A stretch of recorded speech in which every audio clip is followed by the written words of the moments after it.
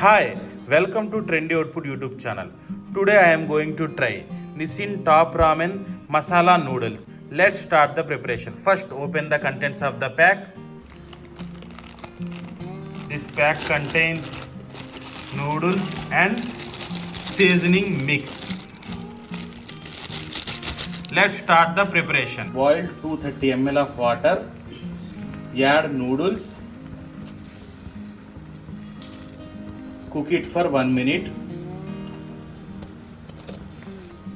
Now add seasoning mix. Mix it well.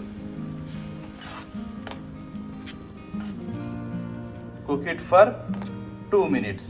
Let's wait. Cooking completed. Now transfer into plate and serve hot.